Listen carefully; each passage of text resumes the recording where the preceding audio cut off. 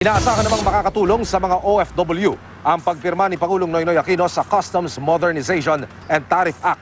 Sa pamamagitan kasi nito, hindi na bubuwisan ang mga balikbayan box na nasa 150,000 pesos pababa ang halaga. Narito po ang report ni Jam Sisante. Para sa mga overseas Filipino worker o OFW, hindi lang isang ordinaryong kahon ang balikbayan box. Kalakip nito ang bawat imported na gamit na sumisimbolo sa kanilang dugot pawis. Matupad lang ay pinangakong magandang buhay para sa iniwang pamilya. Bagay na ikinamangha pa ni Anthony Bourdain, ang tanyag na chef at TV host ng Parts Unknown, nang usisain niya ang kahalagahan ng balikbayan box para sa ating mga Pilipino. Kaya naman maituturing na paglapastangan ang pananamantala ng ilan sa kanilang padala. Reklamo ng ilan kung hindi sobrang taas ng ipinapataw na buwis sa mga gamit ng babalangang kubuang halaga, sobrang higpit naman ang pagsasala ng mga ito sa Bureau of Customs. Paliwanag naman ng ahensya, nag-iingat lang sila sa mga pinapasok na kontrabando at illegal na armas at droga.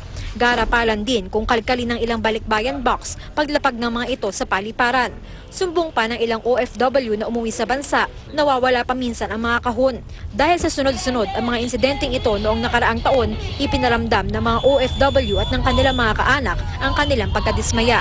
Sa simpleng balikbayan box na lang po, doon namin nararamdaman yung pagsasama-sama namin muli na parang kompleto kami. Kung ganun po yung gagawin nila na doon pa lang sa customs ay binubuksan na nila, parang wala na yung esensya nung pagmamahal na binilot sa balikbayan box ng aming mga kamag-anak.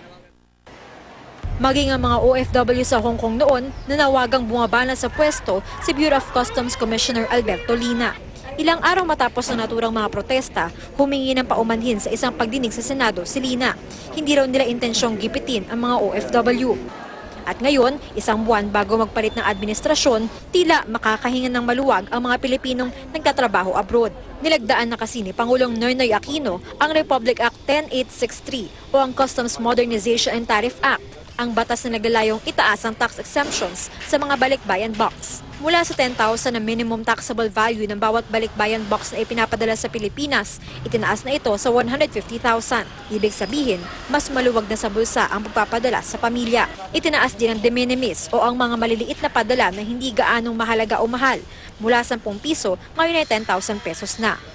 Ikinatawa ito ni Senador Sonny Angara, ang mismong sponsor ng nasabing batas. They can bring home more things to their families at mas maginhawa yung mga pamilya nila rito. Tinaas din namin yung de minimis value, meaning yung pwedeng ipasok, tsaka yung mga samples ng entrepreneurs. So it will facilitate commerce and help small and medium businessmen.